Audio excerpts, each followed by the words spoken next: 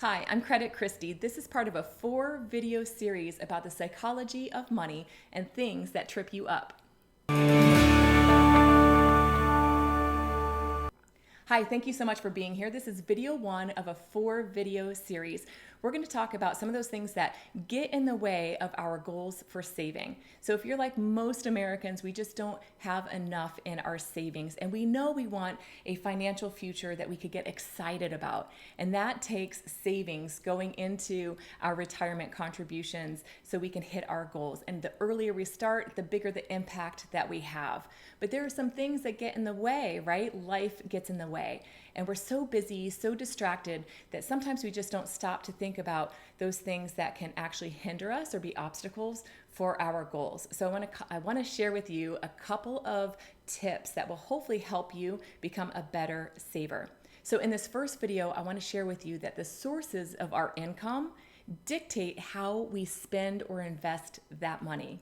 So let me give you an example. You may or may not follow a budget for your take-home pay. But either way, your income that you earn is probably pretty well dictated as far as where it's going to pay for your bills.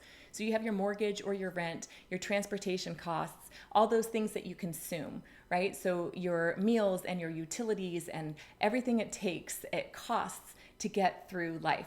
Well, what happens if your boss pulls you into their office tomorrow and says, Kristi, you've been doing such a bang-up job. I want to give you a bonus of $2,500. What just happened in your mind when you heard that? You probably spent it already, right? And it's probably on something like a splurge. You may have set up a vacation that you're going to go on and finally take your family on that dream vacation. Or perhaps you said, I'm going to buy that shiny new such and such that you've been eyeballing. Either way, you probably didn't automatically go to, I'm going to invest this into my retirement account. I'm going to start a 529 college plan. And that's because when something is a bonus or outside of earned income, we typically splurge that money away. So it's just the default in our mind, but I bet you didn't stop to think about that. Same with an IRS tax refund. It's actually not a refund of anything, but it feels good to get a refund of something because it's kind of bonus cash. But what it is just a reissuance of an overpayment that you made to your federal income taxes. But when we receive that money back from the IRS, it feels like something that we can just go and have some fun with.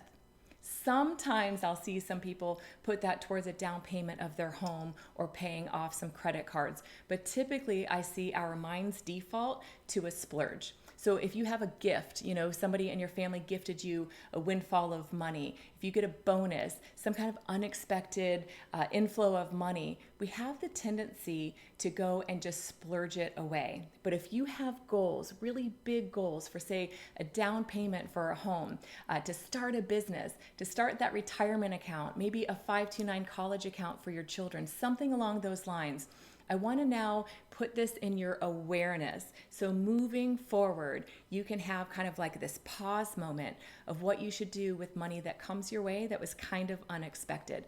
If you don't have an emergency fund set up, I'm going to encourage you to set one up, at least $1,000.